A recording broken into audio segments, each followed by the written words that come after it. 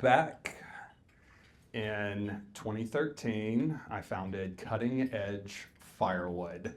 I got the idea for Cutting Edge Firewood while I was at Berry College. While I was there, they had an entrepreneurial program, and I started a few different businesses. One of them was a firewood company.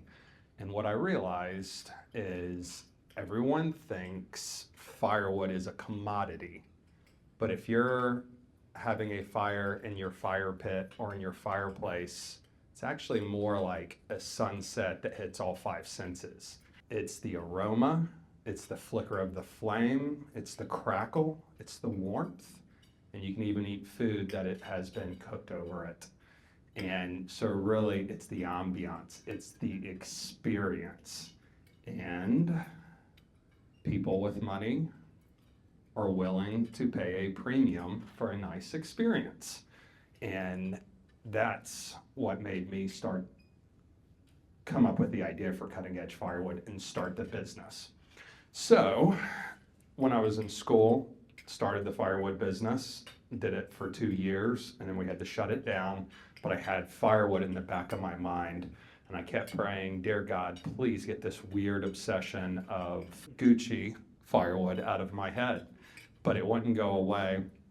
And I had my opportunity in 2013 to start it. And by had an opportunity to start it, I mean, I was fired from my previous corporate job. And I was like, okay, now I need a line of credit. Let's see how many credit cards I can get and max them all out. And that was my line of credit for the first 4 years. And it was absolutely brutal. I had absolutely no idea what I was doing. I didn't even really know how to read a P&L. Definitely didn't know how to lead a team, which didn't matter because I didn't have a team. It was me, a truck and trailer, and a piece of equipment.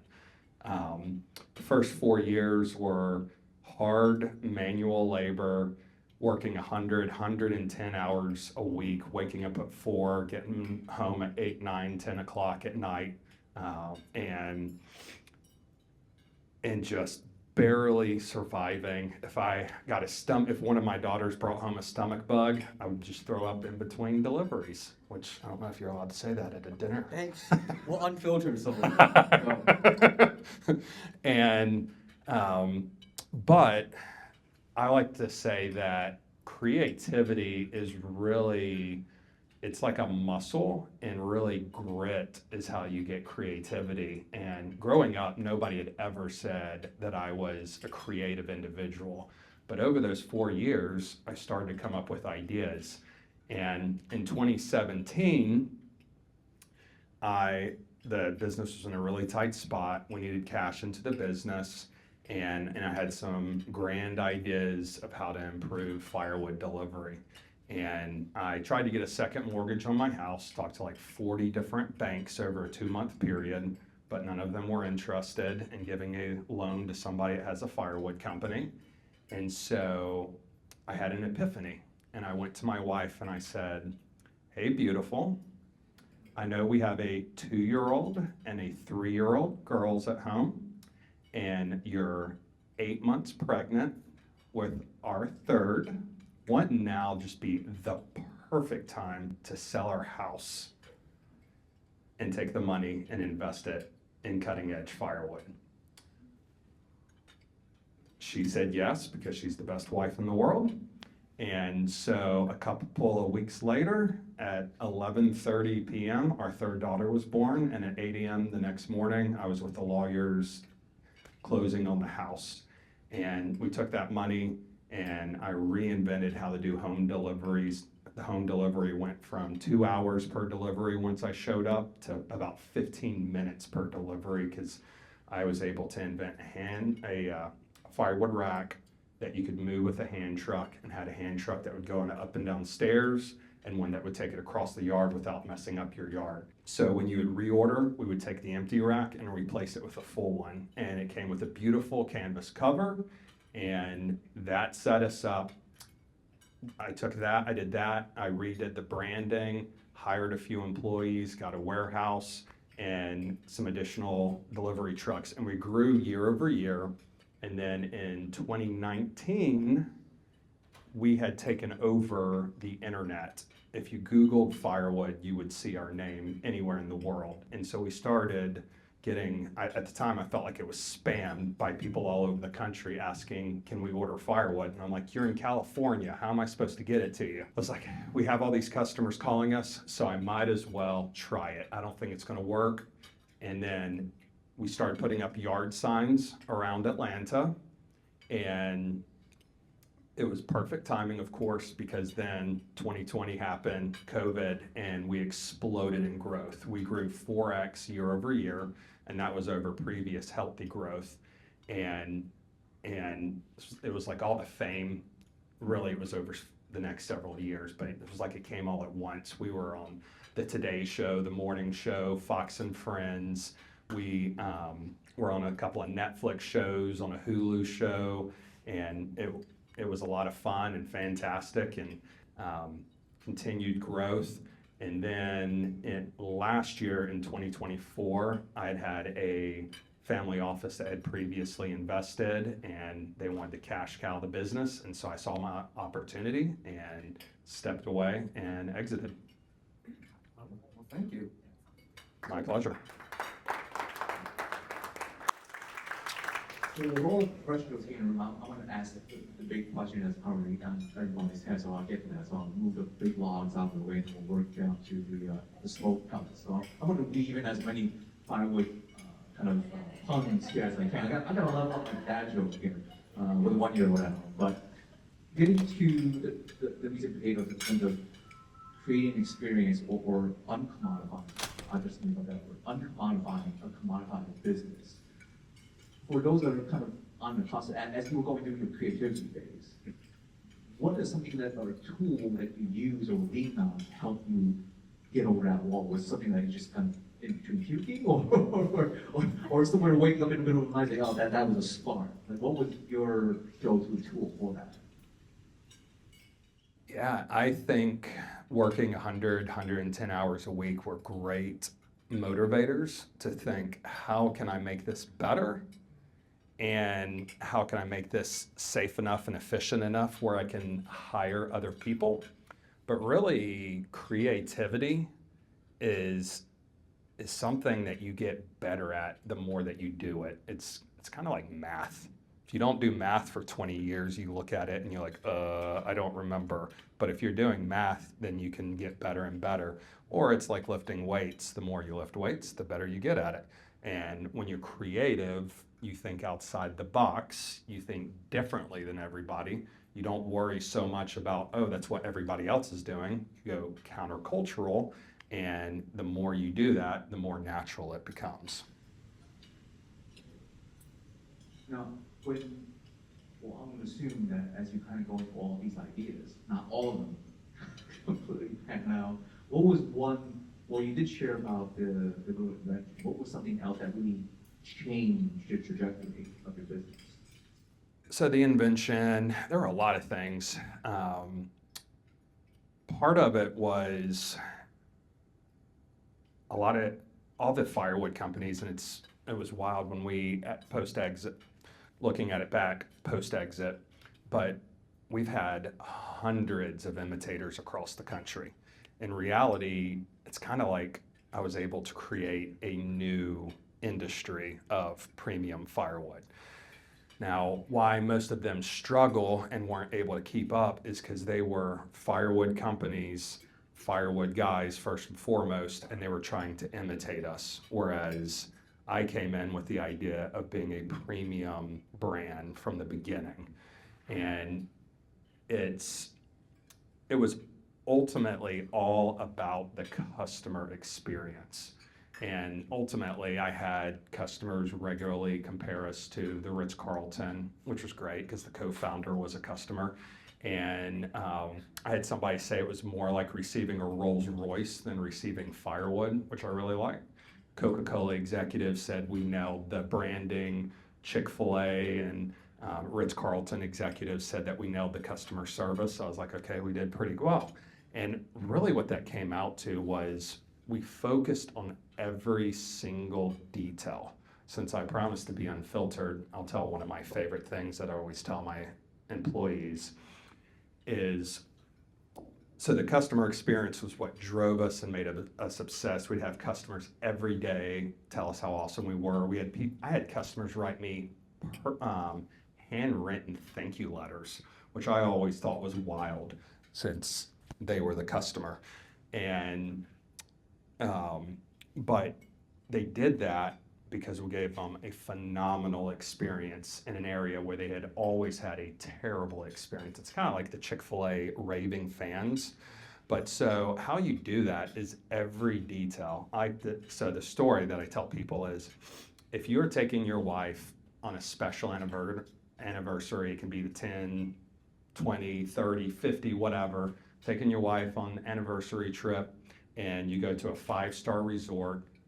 Beautiful, it's stunning, you're dropping a lot of money, you get there and they know your name and they take your luggage. You walk through the hotel, you bypass the front counter, and the hotel's just stunning. You go to the room, everything is beautiful, they have champagne and hors d'oeuvres and it's just so special, and you walk out on the balcony and you have a panorama view of the beach and it's stunning.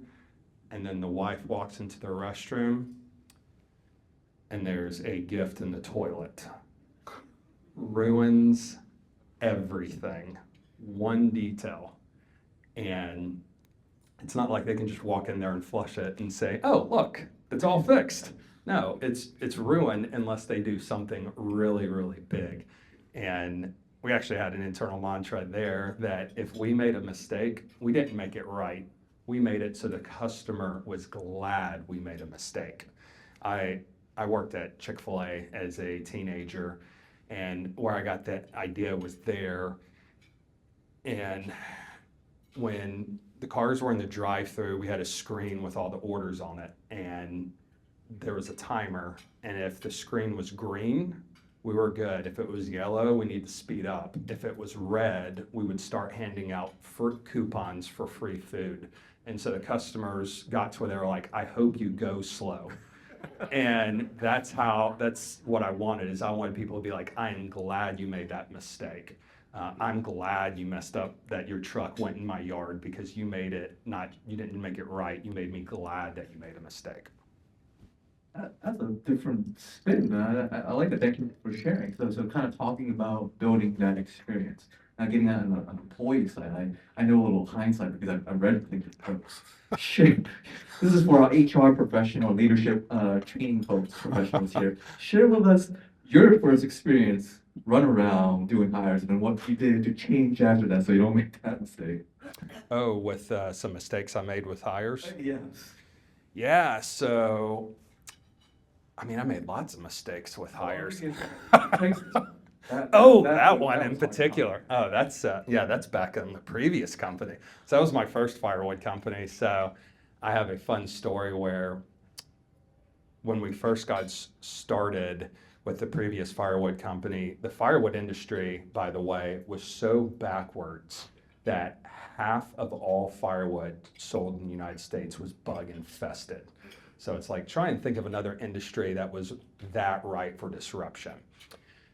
And I like to say it's almost like starting most companies, and this certainly isn't a better or worse, it's like driving down the interstate.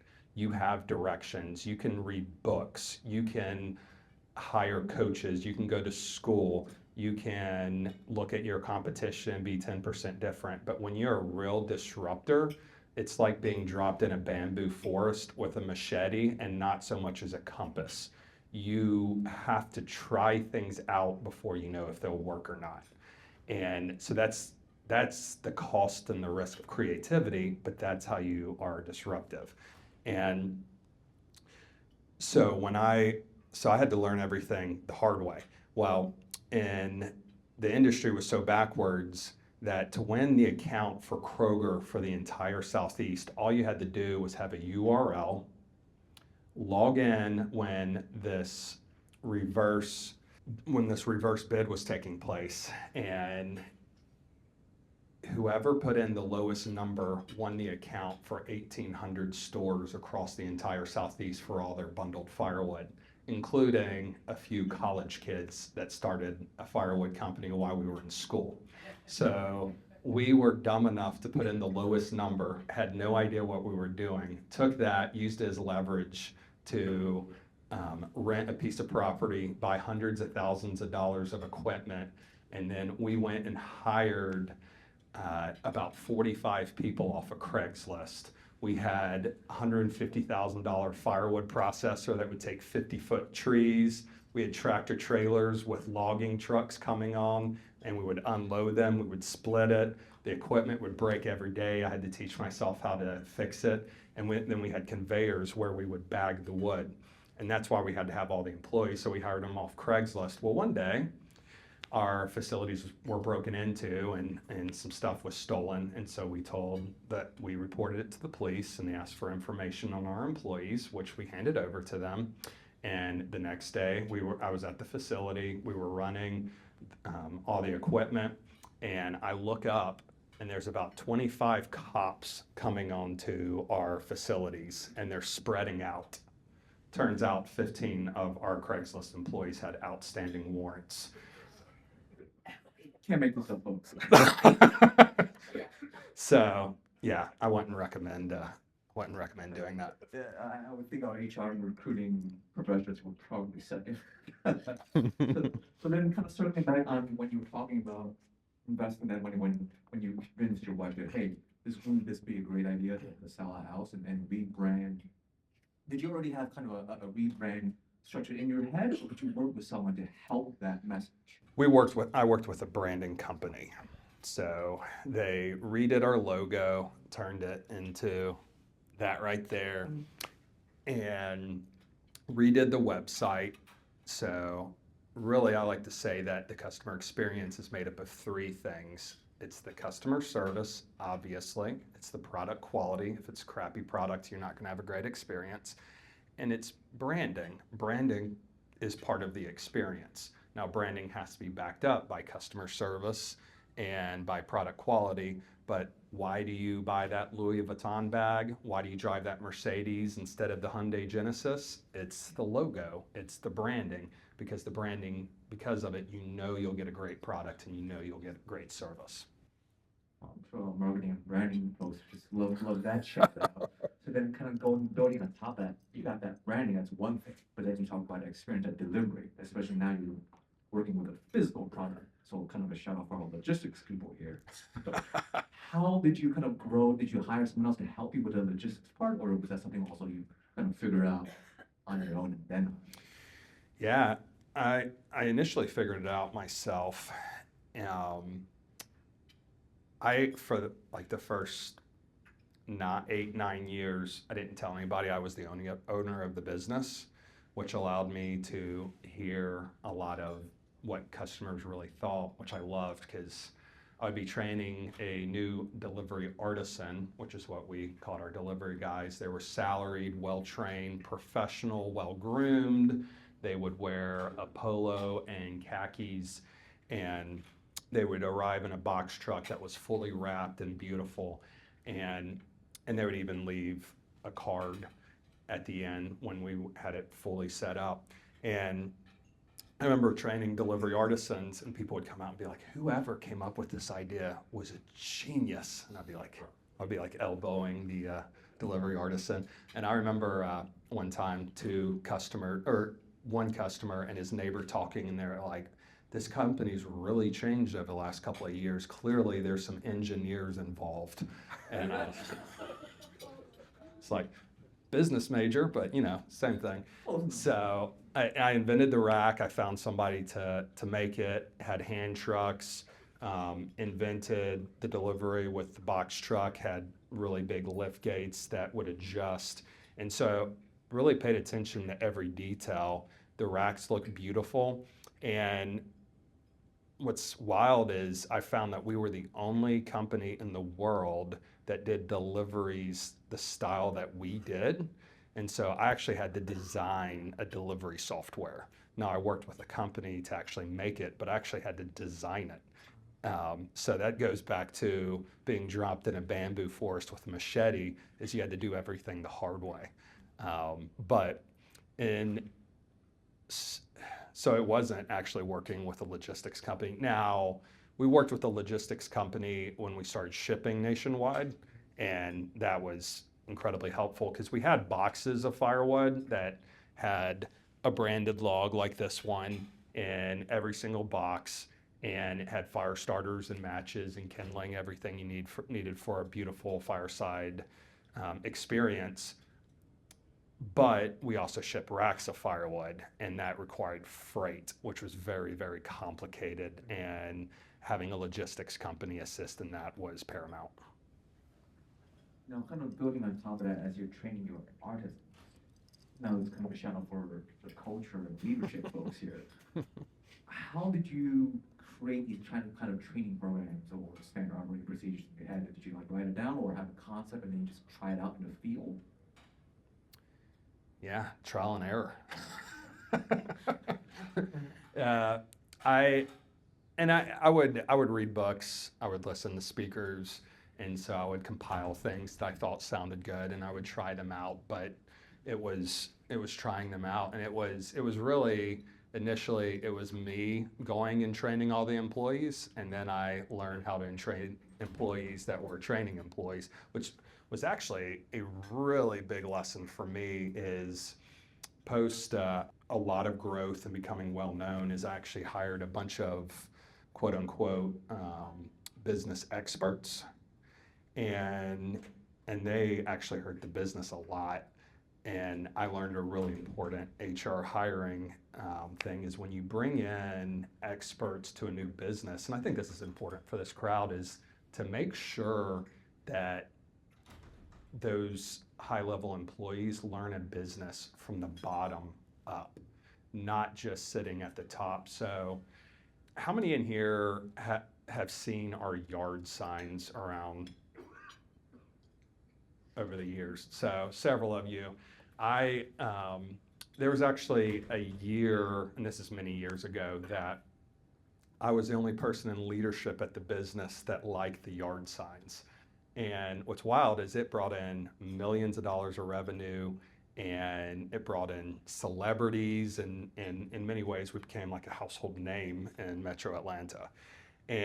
But they were against it because I heard that's not what companies do. Have you ever seen Apple put out yard signs or Microsoft put out yard signs? No. And then we would have some cities call and complain that we were putting them up. We would have people go on Reddit or Nextdoor and put a picture of our yard sign and say, these people are littering everywhere. To which I would respond, thank you for posting that, because now thousands of people have seen our logo. But so the leadership hated it because it was outside the box. But the delivery artisans and the customer service loved it because 9 out of 10 of our customers that would call in, when we would ask them, how did you hear about us? 9 out of 10 would at least mention the yard signs. And we would hear things like, well, every morning I see 5 yard signs on the way to work, and on the way home I would see 4 yard signs. So I had to try you out eventually. And it was just an example of leadership that didn't really understand what made the business unique. And they wanted to either cut prices or cut corners, and they didn't understand the business from the ground up. And so so I learned later in the business that anybody, including like a COO that came into the business, they would have to go out in deliveries. They would have to spend significant time answering the phone and taking orders so they understood the business from the ground up. That kind of answered my next question, was how did you build culture, particularly in a leadership team? But it sounds like you had already been embedded inside your company where if you're going to be a leader, you need to be out in the field as an artist. Correct. Yeah, as an artisan with customer service on the phone. And it bothered me for a while because I was like, I go out and I do deliveries because I enjoy it. I answer the phone and I take orders when the weatherman's calling for snow and we're getting several hundred calls every few hours and we can't keep up. I'm responding to customers with texts, and I will go in the warehouse and I'll stack a rack of firewood and I'll prove to the warehouse team that you can stack that much firewood in a box or things like that. And I'm like, if I have the humility to do that, then everybody else in the company should have it. So we had our core values, and they were really they all pointed to the customer experience, but teamwork and humble confidence were two of those that were very, very important. So the humble confidence is I have the humility to do anything in the business as the founder and CEO. I have that humility, but I also have the confidence that I'm good at my job. And teamwork, we all work together. That allowed everybody to understand how customer service and delivery artisans should work together. And then it pointed to the customer service. It made us a great team and with a great culture. I'm sure our culture and leadership training experts here are loving that kind of message. Just as you mentioned, humility. You don't see yourself as above. Correct. Yeah, I love. There was for a while in the culture kind of this humility definition where it was like humility means not having confidence. It means going around and being shy and not being sure of yourself, and that always bothered me. I'm like, no. When Michael Jordan was at his prime, he could confidently and even humbly say, I am the best basketball player in the world. Now, if he said, I'm better than you because I can put a ball through a hoop, that's not being humble. You can be confident in your abilities and still be humble. Now, I would be remiss if I didn't touch a bit on the finance side, because we do have accounting people in the financial sphere. And you talked about going into business, not even knowing what a P&L is. So how did you try to teach yourself that, or did you have someone to help and guide you through that process? Yeah, I a couple of weeks ago spoke at a school, and I was telling some students, because I was a business major, so I knew what a P&L was, but I said it's like playing football or any other sport. You can read as many books as you want to on football. You can read 1,000 books on playing football, but until you go out and play it, you're going to be a terrible player, and you have zero experience until you go out and do it. So with the P&L, it wasn't just knowing what it was actually deeply understanding the P&L. And really, it's wild. I've done a little bit of consulting since my exit, and it was very shocking to me. I can go read a P&L of any business, and it's almost like reading a book, like reading a story. I can find a bunch of issues, and I was like, wow, it's wild how much deeper I went into finance because of founding a company. So yes, it was from experience that I learned how to do a P&L. Well, it's much better than an MBA, so just learning from first-hand experience. And then kind of fast forwarding, talking about your exit, what was kind of the trigger point or series of events that make you go, you know what, I think it's time? Yes, and it's a great question. And I like to compare starting a business and running a business. It's very much like having children. In the beginning, you're doing all the dirty work. You're getting all kinds of stuff on your hands.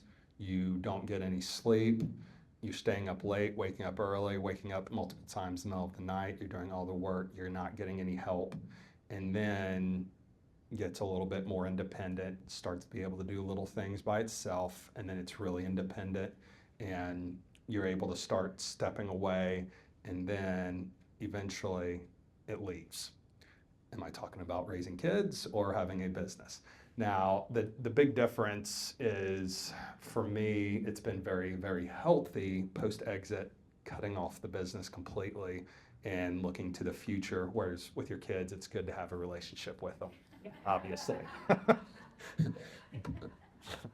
I was in the business, and when you do something, and I did it for 11 and a half years before my exit, when you get past a decade, you start building these walls around you, and you don't even realize it. And all of a sudden, you're like, you know what? I think I'm in a box. I mean, it's a box of my making, but it's still a box. And this has kind of run its course. And really, to take it as national and as big as I wanted, I would have lost control of the business, and I started getting a bit restless. And post exit, I realized I made the right choice, right decision. It's even harder, honestly, than I thought it was going to be. It was like somebody dying that was close to me. But at the same time, that wound's healed, and I'm like, oh my gosh, there's an entire world out there. There are actually other I can start a business in a completely different industry and disrupt a different industry, and it really is exciting. And I'm like, I'm outside the box again, and I can start being creative and drive a new business in the future. So yeah, it's really it was being restless and not being able to think as big as I wanted to. So now that you've got about a little over a year to look back and going through that exit process, what through that entire process was memorable where, okay, that was a good experience, because now you're on the user side. Mm-hmm. What was a good memorable experience and what was a not so great experience? We could start with the negative first and then we'll end with a good note. Yeah, the first 4 years were absolutely just brutal and miserable. The beginning, the start, and on one hand, oh, that was rough. There were times when I would wake up. There was a time when I woke up with $12 in the bank account in July with a firewood company, and I had about a quarter. I don't know if it was then or a little bit later, but I had about $250,000 in credit card debt. I had a daughter, a wife that was a stay-at-home mom, and there were just tons of times like that. There were times in the winter where it was raining, it was 35 degrees, and I would be working from 4 a.m. till 9 p.m., and it rained the entire day. It was in the 30s, and I was throwing up in between every delivery because my daughter had come home from playing with friends and had brought a stomach bug. And I mean, just miserable, brutal, not much hope for the future. But I've learned really everything in life worth having is on the other side of that hardship. And life is hard regardless. So it's really leaning into that, learning that, and not avoiding pain completely, because you can really use pain to change you, to drive you. And you think about it, like, what in life have you ever gotten that was really fulfilling, that you didn't have to work hard for, that didn't make you uncomfortable, that you didn't have to have some pain and misery? I mean, kids, I've heard that at the beginning, having kids isn't comfortable. And I was there, even though I didn't necessarily experience it firsthand, but the rest of the way, I mean, it's hard to have kids. But what's more fulfilling than having kids? You have a healthy marriage. I mean, a healthy marriage is dying to each other and sacrificing for your spouse and serving them. That's hard. You want to get six-pack abs? Guess what? You got to diet. You got to go work out. And both of those are uncomfortable. It can even be a little bit painful. And that's something relatively shallow. So the deeper things in life are more fulfilling. And even, I'm sure a lot of people in this room know this, that even comfort, when you've worked and earned comfort and luxuries, they're so much more fulfilling than when you just sit around all the time. If you've ever taken time off work, after a few weeks, you just start feeling lazy, and it's like, I don't deserve this anymore. But then you go work really hard and you take some time off and you're like, oh, this is great. And so those are some things I've really thought about and leaned in is life is hard, lean into it, take those learnings and move it forward.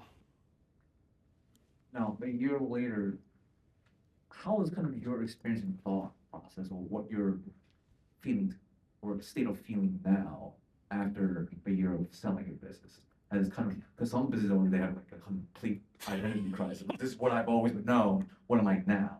How's that conversation, thought process like in the back of your head? Oh, early on, it was really hard.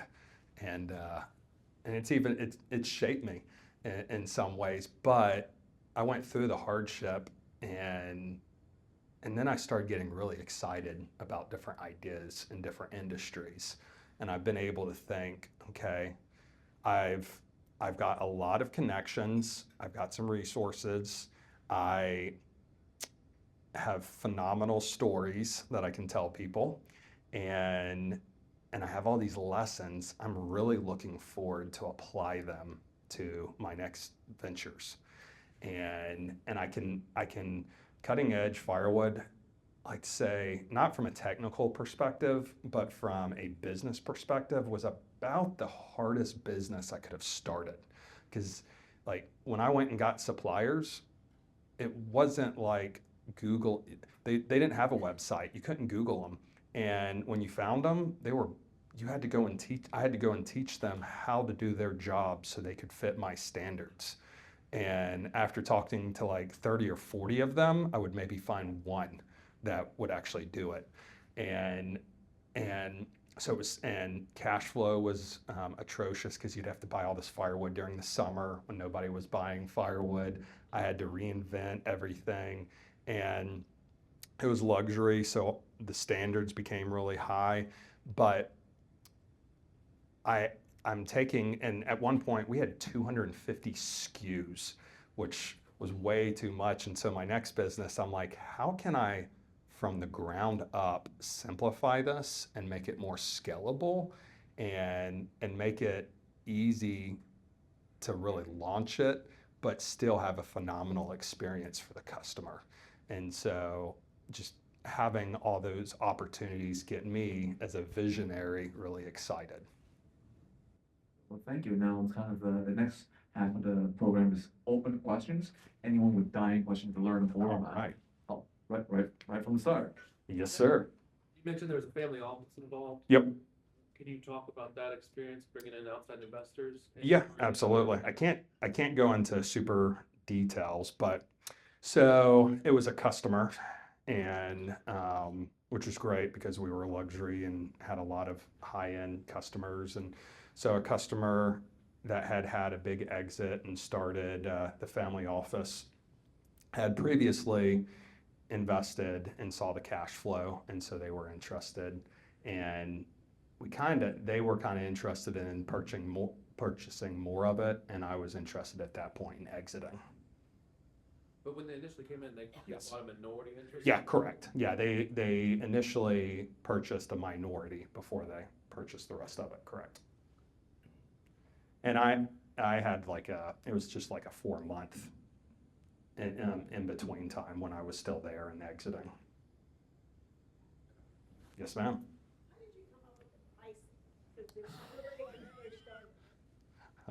Can you repeat the questions for the rest of the? Yeah, so she asked, how did I come up with the pricing? Some of my employees always thought it was wild, and I used to be like, here's the pricing. Yeah, it's the pricing thing is funny and fun. So the previous firewood company, for the equivalent amount of firewood, was $50 for a rack. And then when I started cutting edge firewood, it was $100. And when I exited, our cheapest product was $375 for that same amount, and went up to several $1,000s equivalent for the same amount. And initially it was always, oh my gosh, I don't think I'm gonna have enough firewood, I need to increase prices. And I would increase prices and I'd be like, demand didn't slow down, what's going on? And so it would be a year later and I'd be like, oh my gosh, we're gonna run out of firewood, I need to increase prices. And then nobody reacted. And then in 2017, when I sold our house, when my wife and I sold our house, I came up with the idea of the metal rack. The metal rack at the time was about $65 per rack. And I was like, I need to build this in somehow. Because initially I had tried to, add it as an add-on where customers would purchase it. And the first season I did that, I sold 2 of them. And so I was like, I'm gonna force the customers to buy this rack and they're gonna like it. And so the next year, I doubled the price of our firewood and included the rack in it, so added value, and demand went up. Um, and and so I kind of learned really the hard way that, hey, the price is actually part of the branding. Is when you see something that's expensive, you both think it'll be better and you expect it to be better. And a lot of people are like, well, I'm just gonna go sell firewood out of my backyard and charge that much. I'm like, yeah, that's great, as long as you can give the same experience, go ahead. And so that's kind of how it was, really trial and error, but now I have that experience. Yes, ma'am. Leroy, what's the next chapter? Ooh. So I've done some consulting. I'm doing speaking now, which is a lot of fun, getting out of my comfort zone. I have a business that's in stealth mode that will possibly launch next year. I could tell you about it, but then I'd have to kill you, so I can't. So I'm really excited about that. So stay tuned. Just Eric? have that in you. Oh, I appreciate it. Yeah. Oh, I'm like, yeah, it's hard not to talk about it. Yes, ma'am. Ari. So in terms of getting the business prepped, Yes, sir. you base it for exit. Yes. You really actually didn't have a prep time to have it ready for sale because home Correct. office came and said, yeah, we want to buy it. Correct. What helped you get to that point though, to the point where you could actually sell it on demand? What were some of the things that you guys did? That is a great question. And as a cutting edge firewood customer, I appreciate it.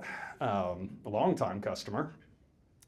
So it was really just learning to it was kind of learning to manipulate in a good way the numbers. And by manipulate, I don't mean the bad way, that's illegal. I mean pulling levers on the business of, hey, we can spend more in marketing, which will grow the business, but then that hurts the EBITDA. We can hire more employees, which will allow our growth in the coming years, or we can stop hiring employees and be short, but it helps the EBITDA. So it was really, there was a little bit of maximizing profitability and maximizing the EBITDA without hurting the growth too much there at the end. So it was just good old P&L work.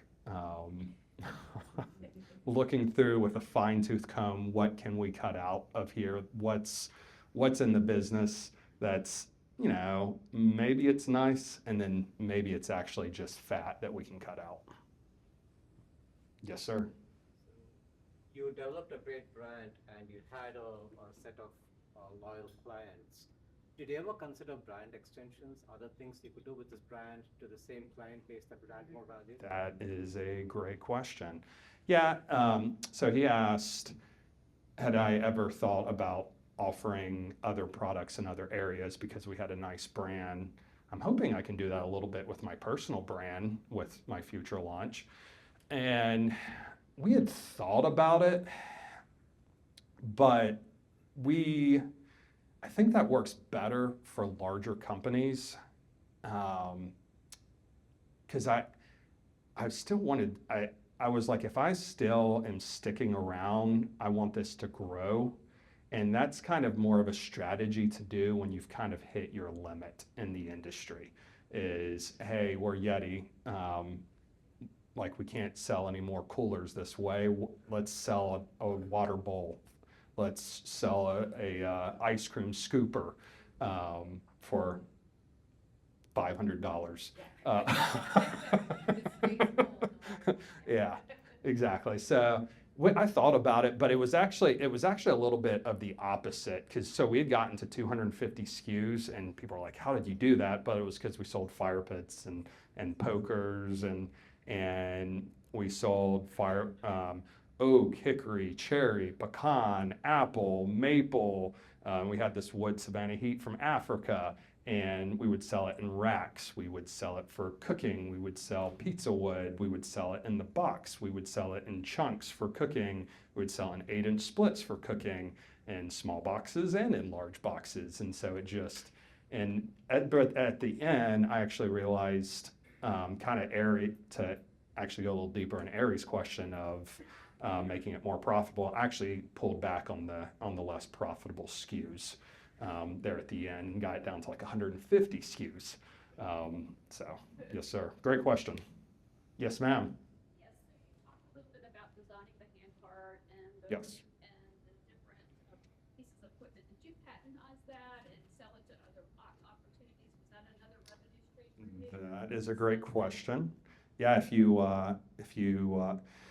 Google my name, there is a patent under my name for the rack, and I did not sell it to other firewood companies. I thought about it. I just realized the other firewood industry or the other firewood companies were a little backwards, and it would be selling to our direct competitors. So it didn't make a ton of sense. But coming up with that was a lot of fun because it was my first real invention. So go ahead. Did it add value to the sales price? It did. So what was a lot of fun is we would actually have people. So we had a hand truck that was electric that would go up and down stairs, and customers would come out and be like, "Oh my gosh, I've never seen something like that. That's so cool." And it was one of the fun things is we would have grown professional men like Ari that would like jump up and down in excitement because we arrived. I remember a funny story. We delivered in several cities, including Nashville. And when we first started going up there, I had my wife come out with me on deliveries one time ever, and it was up in Nashville. And Thomas Rhett, who's a pretty famous country music artist, came out and without a shirt, barefoot, and jumped on the side of the truck and said, "Leroy, you're here. I can't wait to have a fire." And then he looked over and said, "And your wife's here too." And I was like, this is perfectly on brand for country music. And you're like $8 million house, which, yeah, that was, so I love the excitement that people had for something that used to be a commodity. Yes, sir. So most people that have $12 in their bank account, $250,000 in credit card debt, take a step back and say, maybe this isn't gonna work.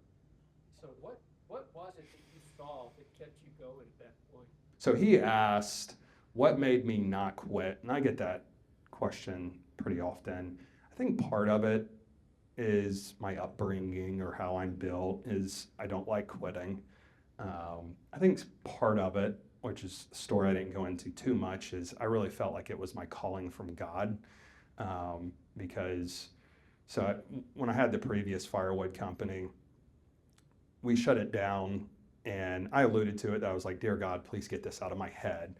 Well, it wasn't. It was an obsession. I couldn't stop thinking about fancy firewood. I would see an F-350 flatbed, and I'd be like, "Oh my gosh, I wonder how much firewood I could move with that." I'd be like, that is weird.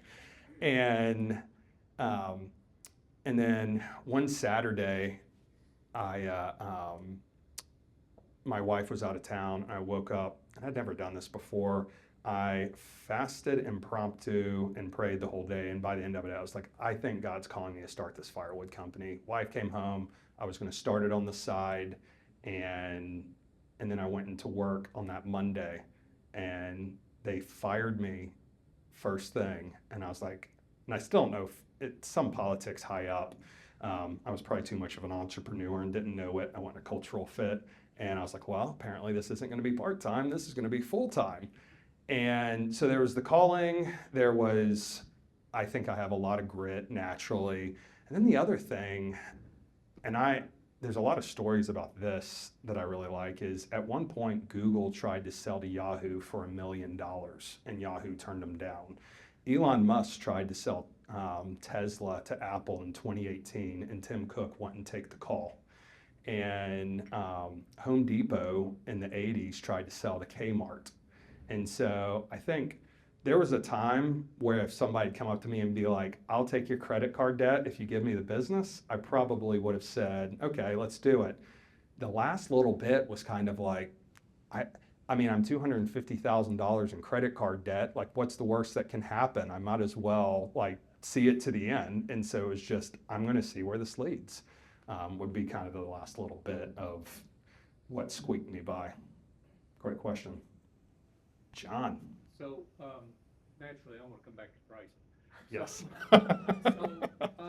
You talked about pricing being more of a branding thing. Yes. Did you realize at the time you were building exit value by not just through the branding, but through the financial results that come from better, more effective pricing? And how much of your final exit value do you think came because you were so intentional about creating an effective pricing strategy? So John was asking how much of it was strategy for exit. How did I know I was building value, exit value for the business, and how strategic was it? And the answer was not at all. I've really realized even on a deeper level since exit how much that's the case, and how much gross margins matter. And it even like, it's not even before exit, it's like when you're doing Google ads, if you have 50% margins, 2x is break even. And so if you have 30% margins, oh my. But if you have 4x margins, like you can get much lower return on your ad spend and still be profitable. So it really allows a lot more flexibility. And there's even like, there's some strategy there with your competition. If your competition has lower prices, they have to get a greater return at lower prices and lower margins. They have to get a greater return so you can spend more on ad spend and become a better, well-known brand and win that way. Most people think, oh, I got to get in a price war. I got to cut my prices, otherwise people aren't going to buy from me. And not only does that require that you have to have a higher return on your ad spend, you also could be hurting your brand, and people think lower value of your brand. So it's kind of the opposite as you become more of a commodity and you have to cut out the experience and cut corners. On the exit, yeah, no, I wasn't, when I did that, I did not have that in mind. I really never even had the exit in mind. It was really just like over the past year before I exited that I started really thinking about that. But for my next ventures, I will definitely have that in mind. Eric. Yeah, given that you weren't planning ahead, weren't planning your exit, how did you ultimately arrive at evaluation? He asked, how did we arrive at evaluation? It was talking through it, and there was definitely still some left on the table that for future exits I'll be more experienced and be able to do even better upon exit. But it was talking about it over a few month period, and they made an offer and it was good enough kind of thing. So I definitely wasn't a super expert. Jeff, I know you had your hand up. To make customer experience your key point of differentiation, not just your brand strategy, but your business strategy. Yes. I think, I see that you don't see that often, you don't see it enough. As a successful entrepreneur who did that, do you see that it's not done enough? For instance, in our lower mid-market or even in B2B, you look and say, why don't people do this more often? Yeah, so he's asking about customer service, and to put my little spin on it, why does customer service suck so bad since COVID? It's so hard to get good customer service, and it's wild because, at least for me, I receive good customer service. When they blow me away, I'll give them 100% tip, or I'll definitely go back to that company. Whereas when I get bad customer service, I'm like, I'm never going back to that company. I don't care what they do. And it, even like, I mean, Apple used to have amazing customer service, and now it's like, it's not much better than calling the IRS.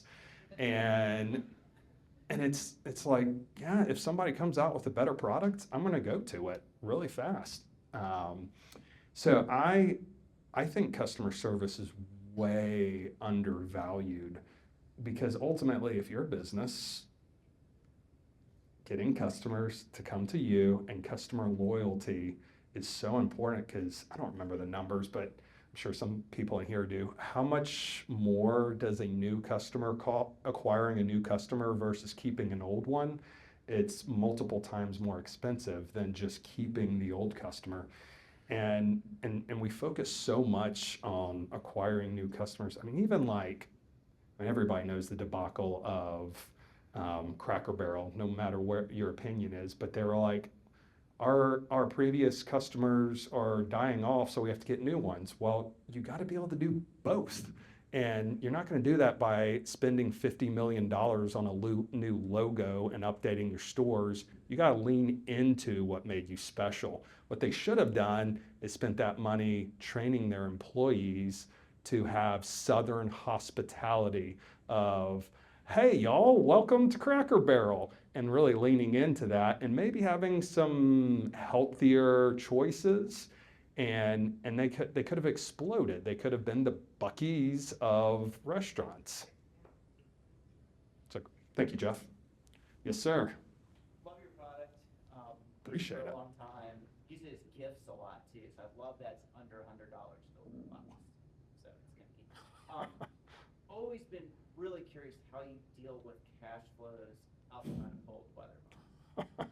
That's a lot of different. A lot of sleepless nights. I never went to alcohol, fortunately. Now, he asked how we manage cash flow. It was always a struggle. I would say it's probably an advantage that the family office had over us is really we always struggled to get a large line of credit. If we could have gotten a $1 million line of credit that we could have used during the summer, we would have been golden and we would have been able to continue to grow. But we were a firewood company. And even though we'd been around for over a decade, banks still looked at us a little bit funny and they didn't particularly like the cash flow. So it was taking big risks and hoping that we hit our numbers and our projections, because if not, we're going to eat we're going to have some real pain when we run out of money and go negative in the bank account, which didn't happen too often, but it did. I learned some lessons there of, yeah, I think we're going to have $10,000 in the bank account, but maybe we should leave $200,000 in the bank account so that we can survive the summer in a more healthy way. So a lot of it was experience. There were a few times, that's why we took investments at the time. I got a couple of SBA loans throughout the years. In the early years, it's a funny story, my line of credit was credit cards. My credit score would go from about 300 to about 800 because when I was flush with cash during the winter, I would pay off all my credit card debt, and then I would get more credit cards and ask for line of credit increases. But I don't recommend that. So it was really kind of by the skin of your teeth, and it was fighting and barely surviving. It wasn't necessarily the best of, and that for future, a lot of people talk about pulling yourself up by your bootstraps and building a business without investment. And I think it's a phenomenal way to learn the hardships of building a business. But bringing in investors from the beginning, if you can, it's like, would you rather have the whole pie that's this big or a big piece that's that big? And of course, most people would rather have ultimately the bigger piece of pie that's larger than the whole piece of a pie by itself.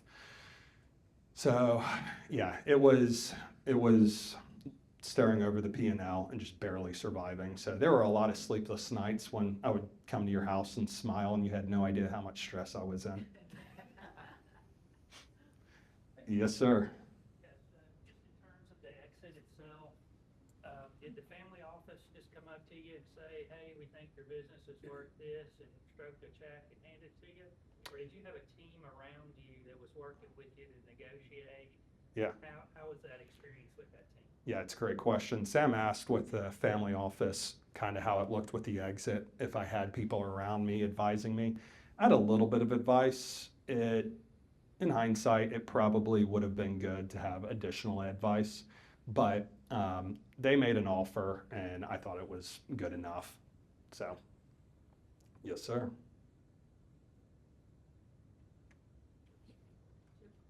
That was my question. Oh. All right. Any other questions or?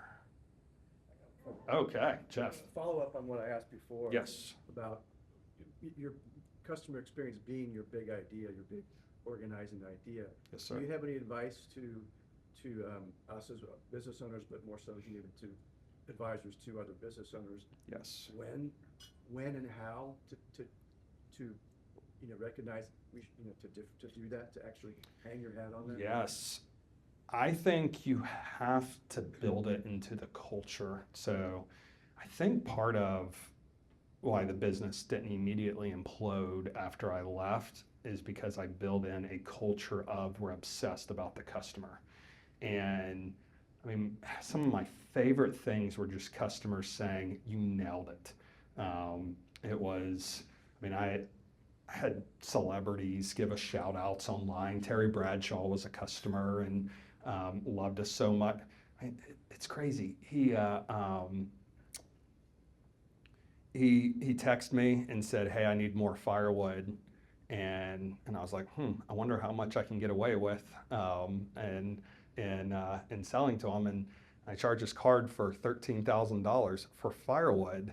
And he was so excited when he received it that he did a video, put it on Facebook and Instagram, and then sent me the video so I could use it for marketing. And he loved it. And there were lots of customers that were like that just loved us taking care of them. And it was really the experience they cared about. They didn't care about how much they spent. But everybody in the business, we would celebrate when a customer, when they would send in messages, and we would get it every day. So we had Slack, and we had a channel that was dedicated to customer excitement, essentially. And we would tag the delivery artisan that had served them, and they would say, yes, that delivery artisan was incredible. He gave me great service. Or this customer service rep gave me incredible service on the phone. Or the product's amazing. I can't believe how big the flame was. Or it only took one match. I couldn't believe it. It started so easy. And so we would celebrate it every single time. And then on the other end, when customers had bad experiences, like that was ultimately why we would reprimand employees, is because they gave a customer a bad experience. And that can be because, heaven forbid, they were rude to the customer, but it could also be they accidentally put down the wrong product. And it wasn't like we would come down and attack them. It was, this is something that we need to work on and let's fix this. And so it was just measuring the level of customer service, and it was a passion, and it was a really deep part of the culture. And then I think that the other thing would be kind of what I said, is every single detail matters. Like with the hotel story, it could be the gift in the toilet, or it could be a hair in the bed, or it could be one rude employee that it really messes up the facade of the amazing experience. And so and a lot of it, kind of going with what Ari asked about maximizing exit potential or maximizing EBITDA and profitability, is, yeah, you can cut costs, but if you cut the wrong cost, the experience goes down, or nobody knows who you are because you cut off marketing. But it's learning, and you have to know the business. Somebody has to know the business from the ground up to understand what cost can we cut and what cost can we not cut to mess with. If you're a restaurant, please stop taking all the things out of the salad. Leave all the croutons, leave all the tomatoes. I don't want a salad with spinach, leaves, lettuce, and one tomato on top. Like, I'm not gonna pay $25 for that salad anymore. I'm sick and tired of it, kind of thing. That's not what you need to cut out. You need to figure out something else that's a waste. Right on time, thanks. So kind of wrapping up on a takeaway for those of us that are kind of in blocked industries where it's probably also ripe for innovation, what key advice would you give to the Zoom professionals here to kind of change up and make ourselves different, provide not just a better experience, but stand out among the crowd? We always used to say you have to understand the box really well and then think outside the box, and that is learn your business from the ground up. Go and do the things in the business that really you're too good to do, if that makes sense. So get on the phone, talk to clients or potential clients, talk to the customer, go to the warehouse and spend hours and hours doing that and understand the business. So a lot of that is the humility side. And the other side is allow yourself to get passionate about the things that matter in the business. So for me, it was the customer experience. I was completely unwilling to change something that would hurt that customer experience. Yeah, it's really, the devil's in the details. Pay attention to the details. Find out what your true North Star of your business is and double down on it and get everybody on board. And ultimately, it kind of goes back to the Good to Great book is, do you have the right people on the bus?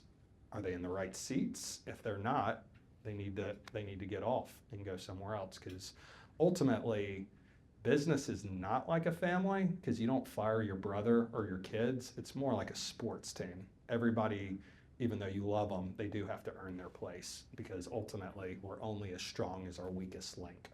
And there were a few times when we had an employee and it was during the busy season and we were underemployed and they were just mediocre and kept making mistakes. And I'm like, I can't let them go. I got to keep them on. I got to keep them happy, because if they leave, our revenue is going to take a hit. And then they would finally quit and everybody would take there'd be this big sigh of relief and everybody would double down and work harder because they didn't have that anchor holding them down. Well, that was quite a bit of a gem there, a bit of a mic drop. Thanks. Thank you. But before we close out, any last minute question? We have time for one more. All right, well, thank you. My pleasure.